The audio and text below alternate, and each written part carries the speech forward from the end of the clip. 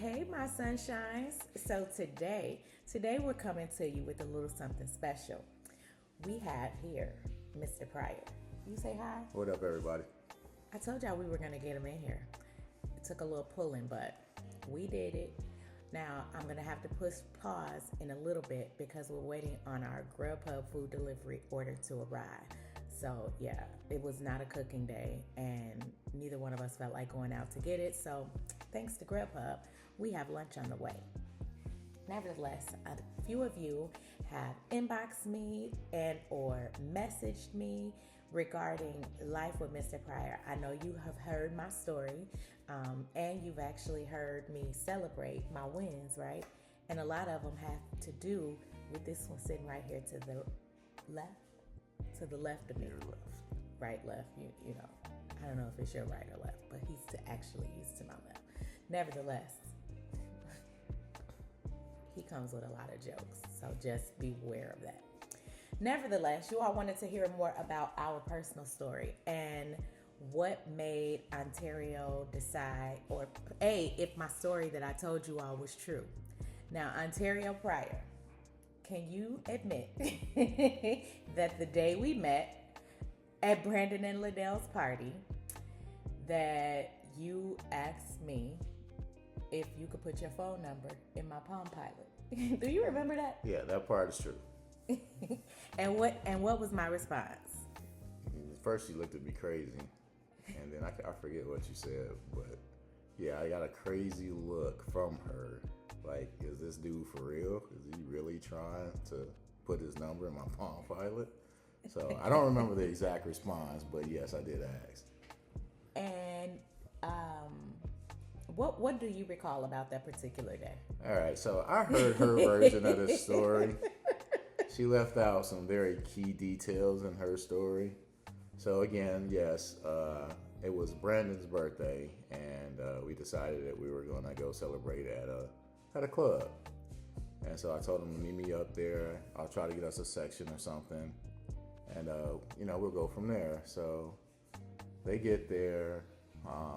It's crowded, it's packed, lots going on. I'm sitting down, and all of a sudden, a young lady walks up and stands beside me. So the way I was raised is I'm sitting down, she's standing up, you get up and you give her your seat, okay? And so I offered her my seat, and she declined. Time goes on, and I just feel this leg on my chair. And so I ask again, I'm like, hey, you sure you don't want to sit down here? She's like, with an attitude, like, no. I'm like, oh, wow, okay. And so I let it go. Now, the part that she left out in her story is Brandon and Liddell's play in the whole situation. I don't know which one said to which one of us what they said, but it went like this. One of them told me that she was interested in me, and the other told her that I was interested in her. Mind you, all was a lie. Right. Neither one of us said anything to either one of them about wanting to, meet the other. In their defense, remember, guys, they were with me when everything from the beginning of that day transpired. So in their defense, they were, I'm sure, trying to save their friend and put her in a much better situation with their friend Ontario. I don't care. They lied. Both of them chumps lied. But it was a good lie. It ended up being a good lie. Although there were more turned down moments in that night. But just to fast forward from that, though, as the night was coming to an end, she said that she was about to leave. In the neighborhood that we were in. We were downtown. On Lake Street. On Lake Street. Yeah, no, that wasn't, no. So, that particular neighborhood, I was like, oh, she's walking to the car by herself. Now, I didn't know she had valet at that time. And so I'm like, hey, you want me to walk to your car? She said no. I was like, dang. I was like, I'm batting over. Like, all right, this is not good. And so that's when I asked her to put my phone number in her Palm Pilot. And that's when I got another crazy look. I was like, all right, man, this is not good. This is why I don't approach women. I'm like, all right, I'm gonna chill. So eventually, I don't know if I finally got my number in there or I got her number or something. You got my number. I got her phone number, and that night went on. And she told the truth about the next part. The very next day, I did call her. What made you call me? I wanted to talk to you. First, I wanted to find out why was you so damn evil that night, because I'm like, God, I didn't do nothing. But mind you, I didn't know the situation that had took place prior to her getting there. So in her defense, after the fact, I understood. I'm like, okay, she went through all of that, and here I am, this little knucklehead, trying to talk to her while she has all this stuff going on in her head. So, do men like rejection a little bit? What is it? Because some might like it. It could become a challenge for them. Others, they don't.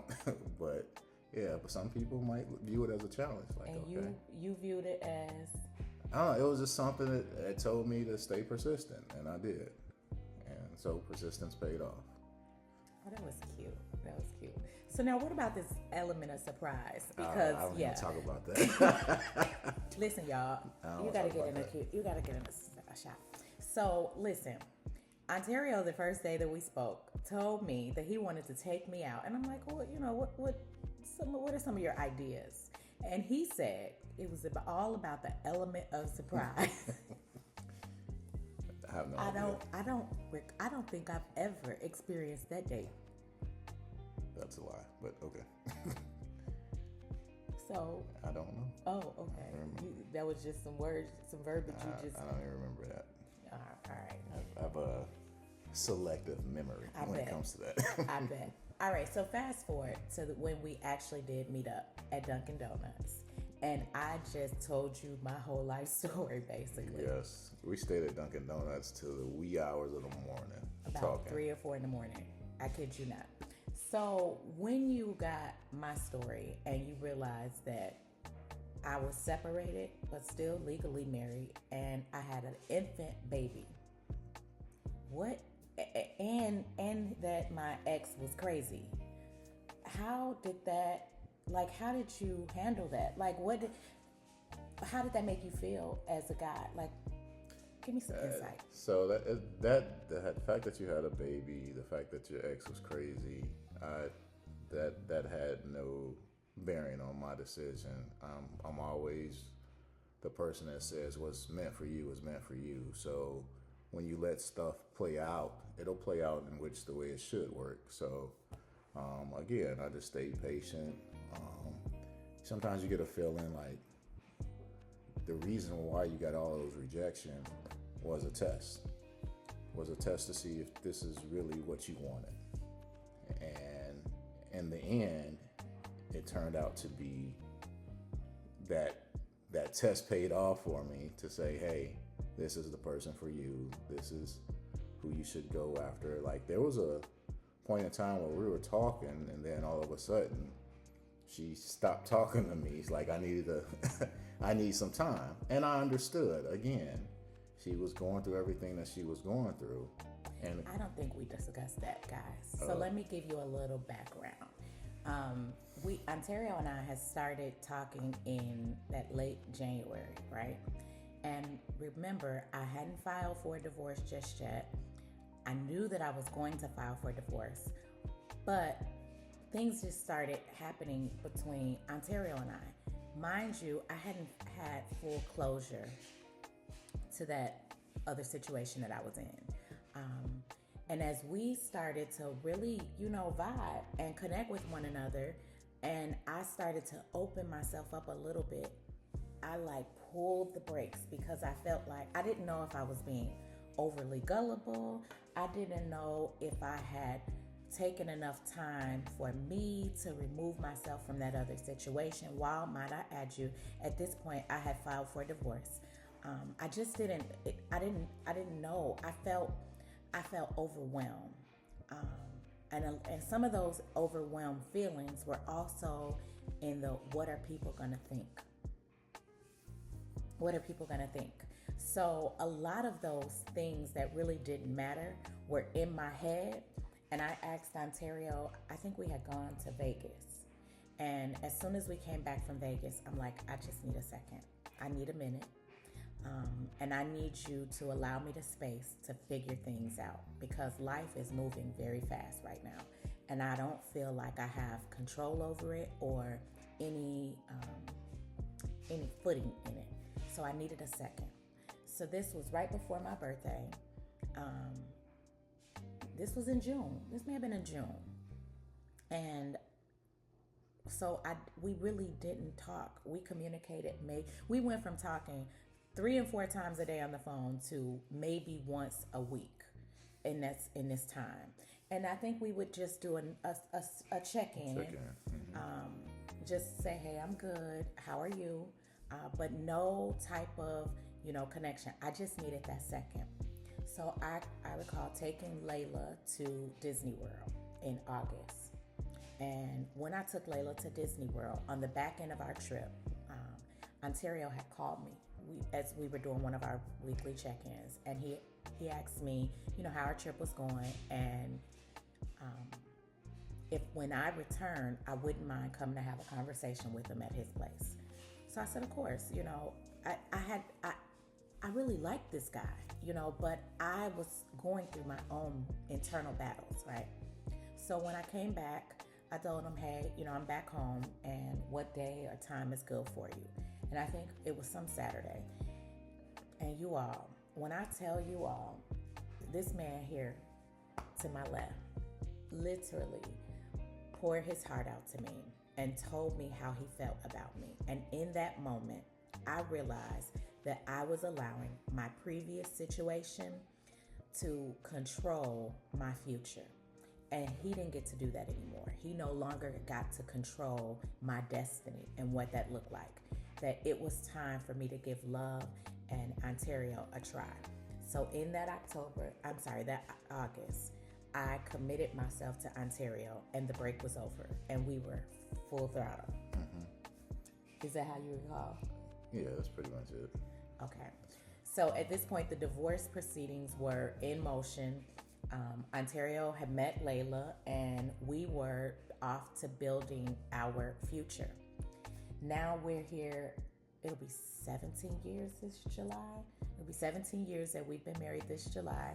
And it has not all been, fairy tales and unicorns around this piece, okay? We have had to grow with one another. And, it's not necessarily, the goal is not to just be married. It's to actually unify and become one. Right. It takes work. It takes work. And the biggest part I had to learn was communication. I was always that person that bottled up everything and wouldn't say nothing. So the communication level for me, it wasn't there where it should have been. And over time, I developed, and still to this day, I have moments where I don't say what I should say or something like that, or I keep it in. But I've gotten a lot better since day one. But yeah, it takes a partnership. It takes communicating. Everything is not going to be glitter and gold in marriages, and that's just real talk. For a lot of people, everything on the outside, it seems like, oh, it's all glorious, but internally, there's internal issues that go on. But as long as you hold that communication together, then you're able to work through it, man. I mean, sometimes it gets hard. It gets really hard, and then as long as you communicate with that to your partner, that's where the work begins. So absolutely, and like Ontario, I have my fair share of things that I've had to work through, and that I'm still working through. I've had to be a very strong woman, and bringing that strong personality into a marriage doesn't always work, right? Because it's not necessarily, I don't have control issues. I just know what's best for the people that I love. is how I put it. You know, I'm never going to make a decision on something that is not in the best interest of my family, period. My family comes before anything, anyone, and everything. And there's no question about that. So every choice and decision that I make with the family in mind. So while I know what I'm doing, I don't always walk through those things or walk backwards to let him know what's happening. So I guess that's a communication issue or barrier as well. But I'm defensive because, you know, I'm doing it for the family. You want to hear that? He want to say in it. But I'm a leader. You know, I'm a type A personality. So why I got to slow down? And I do, because I have a partner. You know, so those are things that we still sometimes butt heads on today. But I think when we butt heads, our butt heading looks different because we know we're not going anywhere. We're lifers. We're in this for life. And so no matter, even when we get mad at one another, we're not thinking, you know, why did I get married to him? Or why am I still here? That doesn't cross our mind. I don't like him today, but I love him. So whatever, you know, and we just go to sleep, and it's okay. Sometimes we do go to sleep upset with one another, but by the time we make that call in the morning, we're fine. Yeah. I want to talk about it. He don't want to talk about it no more. Right. I'll just say something stupid, crack a joke or something. Like it's like it never happened. But we know that it did happen, and we know what to do to resolve it, and that's the important part. So.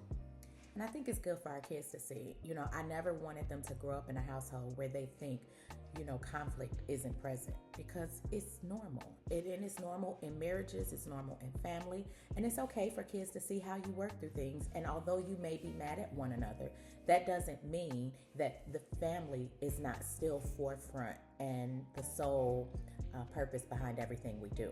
And I think it's important for our kids to recognize that. So I would say that we have done a good job in raising our kids in a pretty stable environment for us, because what looks good for us may not work for the next family, but it works for us. And this is us. This is us. This is reality. This is our reality. And, you know, we like it here. I kind of like him. Today I love him and I like him. Wow. I always love him. I don't always like him. And I'm sure, listen, if you have to be honest, sometimes you don't like yourself sometimes. So how can you expect to like any human being all the time? I feel the same way about my kids. But I love them. That I would do anything for any of these people. Yeah, it's normal. Right. So I wanted to make sure that we brought Ontario on here to hear his side of the story. And I'm also going to share a clip, because when we got married, Layla started calling Ontario dad, or maybe it was when we were engaged. One day, do you remember? I don't remember what day. It was just out of the blue. Out of the blue. She started calling Ontario dad. And then from that moment, Layla, every Christmas and every birthday, what she would ask for is for her dad's last name, right? That was really big to her. And I will make sure that I insert a clip from that particular day. But it took us, what was Layla, 13? When she turned 13, we finally granted her wish. And you all, when I insert this clip, cue the tissues. Cue the tissue, baby. Because, baby, it was sprinkles of love all in that room. Layla got some cool parents like that. That's so mean. Do what?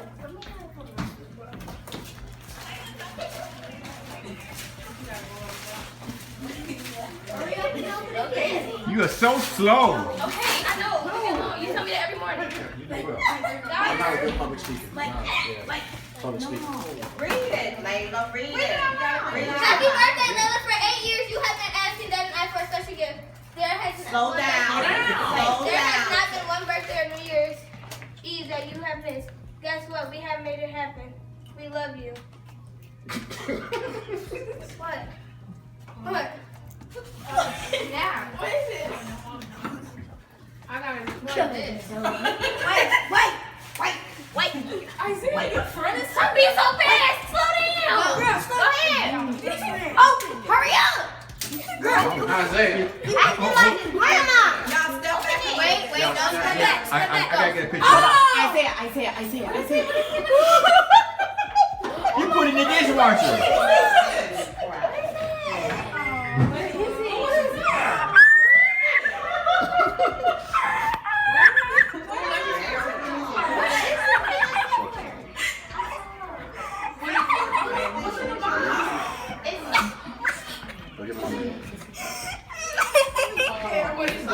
Layla Dion Pryor, here we come.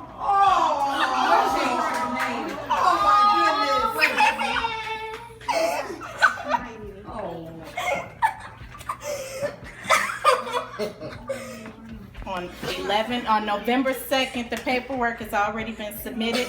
The courts they've approved it. November 2nd is the official day you will get your new birth certificate. What's a bird? Your damn So that is why we asked all her family to be here You on made your this papa day, cry too. so that you all could take part in that special moment of Layla's.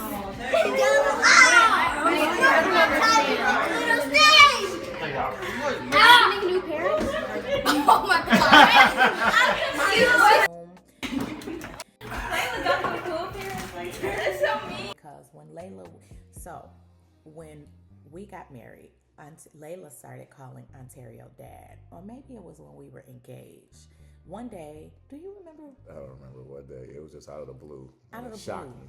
she started calling Ontario Dad, and then from that moment, Layla, every Christmas and every birthday, what she would ask for is for her dad's last name, right? That was really big to her. And I will make sure that I insert a clip from that particular day. But it took us, what was Layla, 13? When she turned 13, we finally granted her wish. And you all, when I insert this clip, cue the Tissues. cue the tissue, baby. Because, baby, it was sprinkles of love all in that room. And just the joy behind my baby when she realized that Dad had given her his name was an emotional, heartfelt moment. And I just wish we could have recorded when we went to court and the judge granted us that permission. And who attended? My parents attended, my aunt, obviously Ontario and Ontario Jr. and Layla. They were present all in the courthouse. And when I tell you, the judge literally went and asked every person that was there why we felt Layla deserved, or why we felt Ontario deserved to give Layla, to be Layla's dad. And oh my goodness, you all, if I could just go back in time and take what's in my brain and put it into visual context for you, it was just a hard one. Even the judge was crying, you all.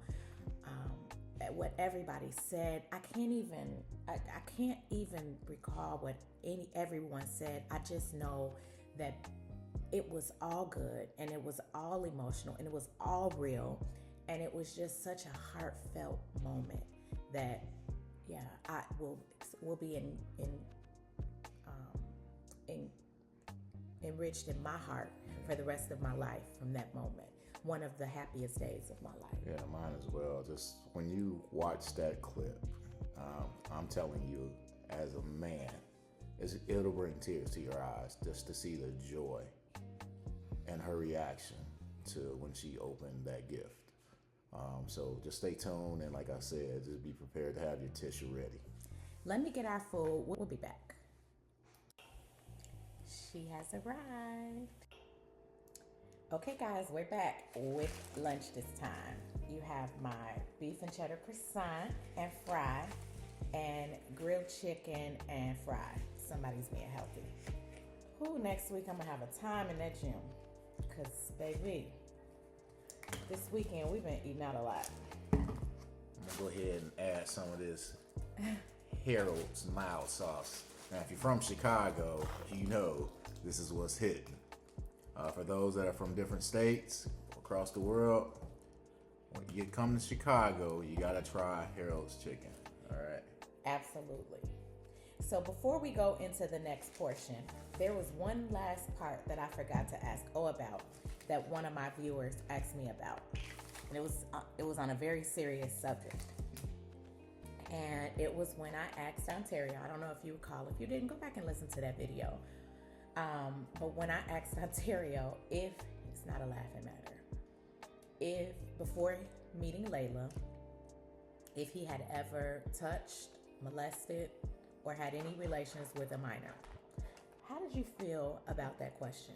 I thought the question was very necessary. With things that go on in today's world, you got to be protective of your children. And I didn't take any offense to that.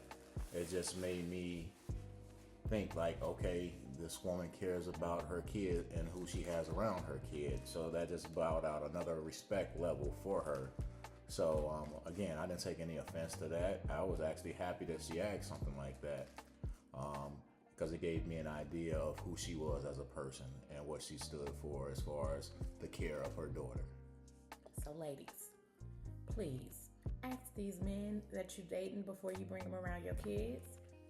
If you don't, what are you afraid of asking them? Are you afraid of them saying yes? Like, what's most important? The protection of your child or this new relationship with this man? Ask these men. Let's protect our babies. All right, moving on. Raising a 15, soon to be 16, and a 20, soon to be 21-year-old. Ooh, child, it's not for the weak and the weary. We have both of our children have been or are athletes. Layla, obviously, she's older now. She's in college and she's not doing the athletic thing. But raising teens. You want to start us off? I'll start off with our son, this 15-year-old. I tell everybody, I'm like, that joker been here before. Like, he's been on this earth before, because the things that he says and he does, it will just throw you and shock you. Very, very intelligent kid, but man, he puts you through sometimes. And like she said in an earlier video, you love him, but sometimes you just don't like him. And he will take you there. He will get you to that point, and it's something that we're working on, and he's learning, and he's coming to see what we're talking about as we sit down and explain to him more and more the things that he does that may not be viewed as something that's acceptable. And I think the more that you sit down and you talk with them and you work with them and exposing them to those things that they're doing, instead of just sitting back and not saying nothing about it, the more tentative they become of it. Like, man, am I really doing that? All right, man, maybe I need to chill out. And some things could be like I'll give you an example. He likes to play too much. And where would he get that from? And again, I take full responsibility and blame for that, because I play too much. And we have to realize that these kids, they watch every single thing that you do. Even when you think that they're not watching, they're watching. And he's just picking up the things that I do. And so I had to start scaling back, which is hard for me to do, from playing too much, because he's picked that up, and to the point where sometimes he doesn't know when to stop. And then that's when the problems arise. So, but we have to be very careful of the things that we do, because again, even kids at younger ages, they're like sponges. They're just absorbing everything that they see, everything that they hear. And sometimes as adults, we don't realize it until it's too late and they're doing those exact same things that we were doing. So, but yeah, I mean, overall, good kids. You were talking, I asked you a question about how you feel, raising an athlete, being as though you were an athlete yourself. How is it now? Your son is in his sophomore year of high school and going through some of the things that you experienced in high school. Can you speak to that? Yeah, I mean, when dealing with him as far as his athletic ability goes, I just tell him, you go out there and you work hard. You're going to get out of it what you put into it. To understand, like, you don't have to skill yourself on what I did as an athlete. This is your time to shine. This is your life. You got to go out there and give your full all into what you're doing, whatever your craft is. I mean, you have to put in the extra time, the extra work, being at the gym before everyone else, leaving after everyone else, doing the things that's going to make you better. You as an individual, you know what your weaknesses are. Work on those. But don't compare yourself to what I did as an athlete. Go out there, and I always tell him, be better than I was. And so now he has this thing like, hey, Dad, I'm going to be better than you. And that's what I want. I want you to be better than me. I want you to exceed beyond what I was able to do. But I'm not going to put that pressure on him to say, I need you to meet this, I need you to meet that. But is there pressure? You think rather it be from others' expectations of himself, even hidden expectations that you may have and don't recognize you have on him?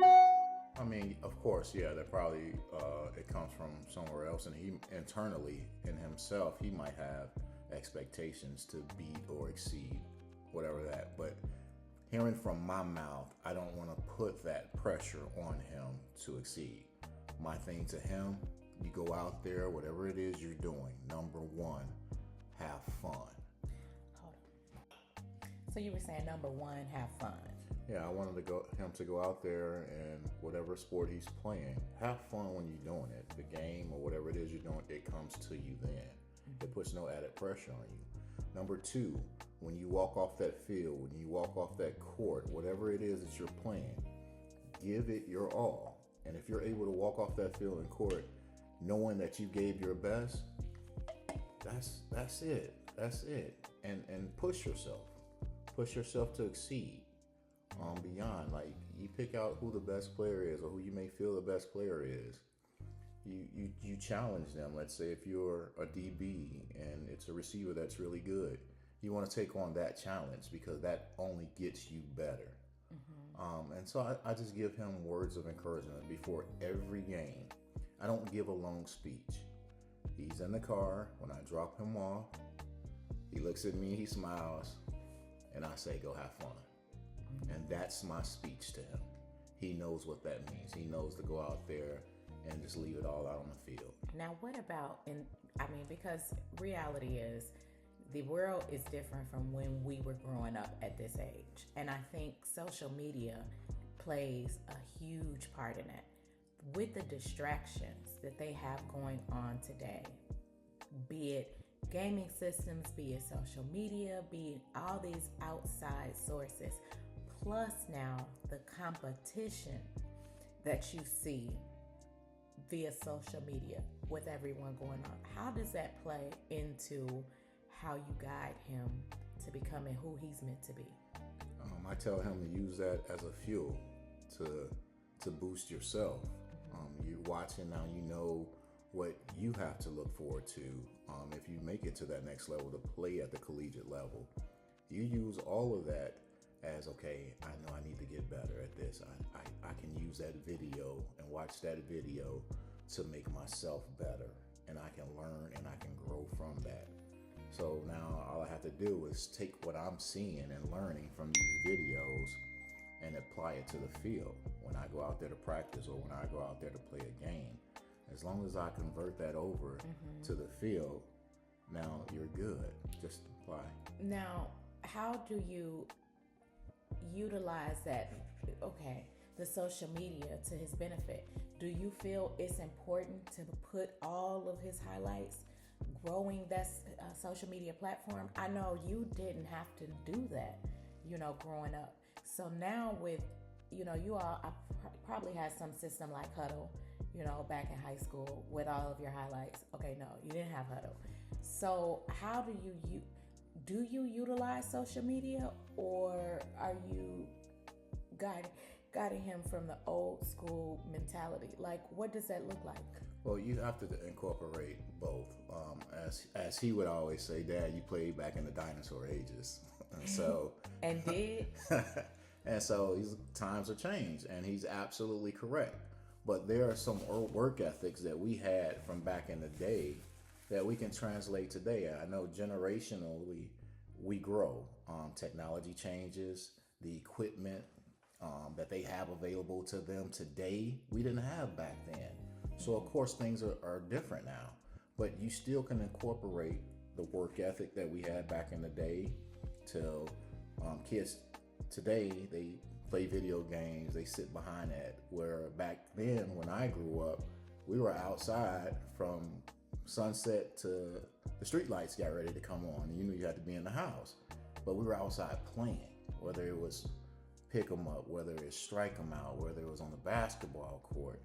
And it's just having all of these amenities that are available to them today to take it to its full advantage of. So we incorporate both, what I learned from back in the day till now. So do you believe that kids should put all of their highlights and join in this new movement with putting your football life IQ, so to speak, on the social media platform? How do you feel? What I'm learning from today's generational athletes and coaches around the collegiate level is that's what they look forward to. That's how they go out and see what players they want to attract or attend their school. That's the platform that they use now for recruiting. Where back in the day we had actual scouts that came out to the games, and they actually came to your basketball games if you were a football player, just to see what type of athlete you were. Today's generation, they use social media as their recruiting platform. So absolutely, load up all your film, your highlights that you have, enter them on those sites that they have available for you guys, and get yourself out there so that people can see you and recognize you. Got it. All right, so with this 15-year-old, since that's who we're starting out with, so my thing is, guys, it's the balance. Choosing your battles. That's what it is. Our son normally has to get up at 5 in the morning each morning to go to football practice. Then he goes to school at 7. And then right after school, it's track practice. And then 4 days out of the week, he also goes to a strength and conditioning training. And then 1 day a week, in addition to that, he has his 7-on-7 practice on Fridays. And then 1 day a week, he has his personal DB coach and his mentoring session that has nothing to do with football, just tapping into that mind. Then, we as parents, we want him to maintain his room, keep it clean, keep it decent. We don't ask for a spick and span, but keep it decent. Then when he comes home, take out the garbage. Is our expectations of parents too much when it comes to raising these kids who have schedules that are even bigger than our schedules? Busier than ours, yeah.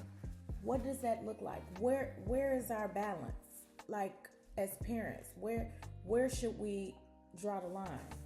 Does he not have the right to have I don't want to be bothered attitude when he gets home because of the type of day he's had? Are our expectations too high for him with what he has to deal with Sunday through Saturday? And a job. He works on the weekends. Yeah. I don't think our expectations are too high at all. I think we're preparing him to become an adult. Through those stages, you have to learn to multitask. Multitasking is taking on multiple responsibilities at a time. Being a student athlete, not only your first and foremost purpose and attention to detail should be school, then your athletics, but being able to multitask, take on practice, And then you have to make sure you have time to study and get your homework done. Those are things that are preparing you for the future. So are we expecting too much of him? Absolutely not. We're preparing him to become a young man in this world that we live in today. So speaking to parents who have children, sons, daughters who are athletes, keep putting the pressure under them. You're not wrong.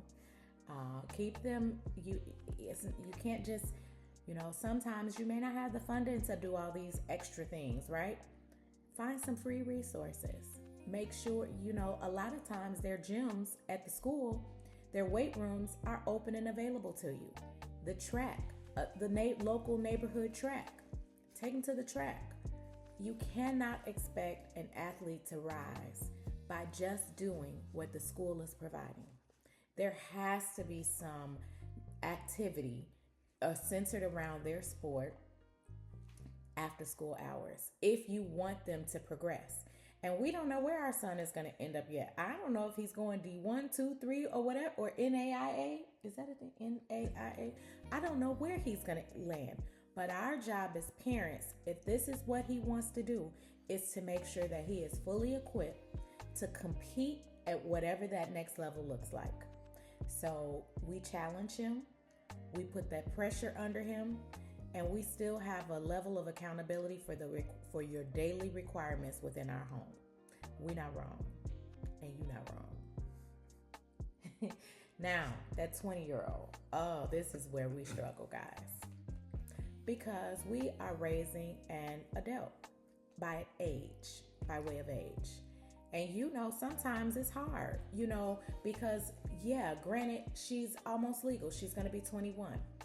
But how do we maintain our development of an adult and still give her the space to make her own mistakes and some level of freedom without feeling suffocated, but maintaining respect for our household?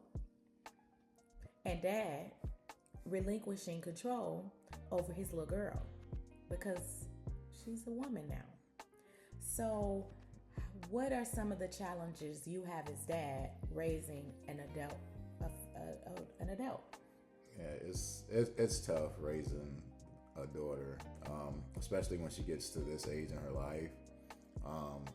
You almost you want to hold on to, her being daddy's little girl, but you have to come to the realization that she's about to enter real adulthood.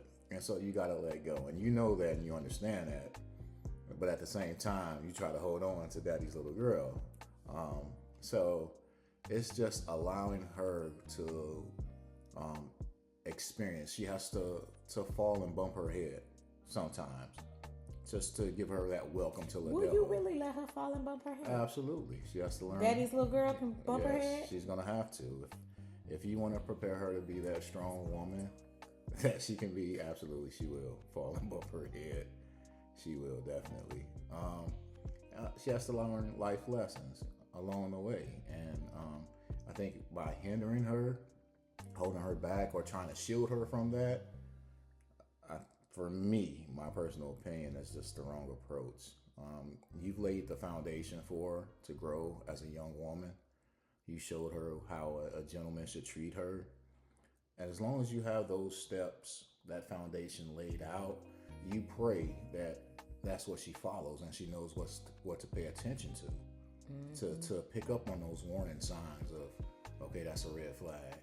And not just say, okay, just because that's one red flag, I'm gonna let a second one come in. No, I mean, you daddy's little girl, so I would hope that she walks away. But yeah, you gotta let go. You gotta come to the reality with yourself, hey, she's about to be a grown woman. Is it the fear knowing that where you were at 20, baby, where you were at 20 and what you were doing? And now here you have a 20-year-old out here, and some little 20-year-old is. I mean, reality is. Is that in your head? Of course, you're a man. At the end of the day, you're a man. You know what you went through. You know what you were looking for. You have moments in your life where you probably were out there. We all had moments. And then when it comes to your daughter, like, man, I hope one of these type of guys don't approach my daughter. But then again, that's where the preparation comes from. You prepare her for things like that. You prepare her, hey, this is what you look for. Of course, you know, you don't want her to end up with that wrong person, just to say the least. Now, what about this curfew thing? Because reality is, she's in our home. She goes to school. She goes to work. And for the most part, whatever we ask her to do around the house, she does. Now, we may get a little fussy lip, but she does it. Does that mean that as an adult, when do you let the curfew go? Unfortunately, being old school, you know, you set up your rules and regulations for your house. So, you know, as long as you're living under this roof, there are going to be certain rules that you have to abide by. Did you have a curfew? Yes. Even though everyone thought my mom was lenient with us, out of respect, you know, you were to come into the house by a certain time.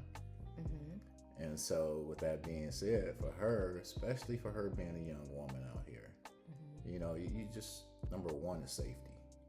You know, today is just too much going on in this world, and you going to sleep at night knowing that your daughter's still out there and you don't know what can happen. You've heard all these horror stories, and especially at her age 20, that head in that phone and not paying attention to your surroundings. Mm-hmm. So you worry about those things, and those things are, you know, constantly going through your head. And sometimes you as a parent, especially the fathers, you know, you're not sleeping because you're waiting for that garage door to open. Okay, yeah, my baby's okay. Now you can rest comfortably. But that anticipation of her being out there late at night and not knowing the elements that are out there, you know, it worries you. And so you're not put to rest. You're not comfortable. And they at 20 don't understand your fear as parents. They don't understand. They are like, you live in fear. You know, what's meant for me is meant for me. And we're like, one day you're going to be a parent and you're going to understand, we don't sleep until you get in. We don't rest comfortably until we know that you are safe and secure. But when do we have to let that go? Because at the end of the day, she is an adult. These are real life challenges that we are facing each and every day that creates different energy in the house, right? We are accustomed to our house pretty much flowing smoothly, but sometimes you get those little rocky moments, and this is a moment, you know, this is one of the battles, trying to decide between do we relinquish that control and allow her to be an adult, or is this our home? Are we on the right track? There's a certain level of respect because we need to sleep safe, comfortably, for removing our fear that you're outside in harm's way. I don't. That's still something we're working our way through as well. I don't know what the right answer is. I can tell you that right now we say 2 a.m. Mm-hmm. At 21, maybe that goes away. And maybe if, you know, she planned ahead and said, hey, I'm not coming home, this is where I'm going to be, maybe that would be okay with us. I don't know. You know, she hasn't tried that one yet. She pulled a 1:30. I'm not coming. No, yes, you are. Yes, you are. But a planning ahead, she hasn't tried that. We would much rather prefer that, I think. Just so we know the plan and know that you're safe and secure and out here making good choices. So some of the real life struggles that we go through, we don't have, you know, our third son, our oldest, he's not here with us. So a lot of the examples and things that we're discussing is coming from the kids that are in the house with us on a daily basis. Plus Kyle is 27 years old. So he grown. But nevertheless, he wasn't in the house with us. So a lot of the stories that we're going to be able to share, you know, are stories with the kids that we have been able to raise right here in the household with us. So don't take that we have 3. It's just that 2 are they're younger and they're in the house with us. But nevertheless, just a little insight there. But this is our story. We're the Pryors, and glad you tuned in. Don't forget to like, comment, subscribe. And if you have any questions or need us to go back over some things, comment below. Most times it'll just be me. But every now and again, we can bring Mr. Pryor in. He can sit and chit chat. It was kind of fun. That's cool. So we'll see you later. Thanks, guys. I'm going.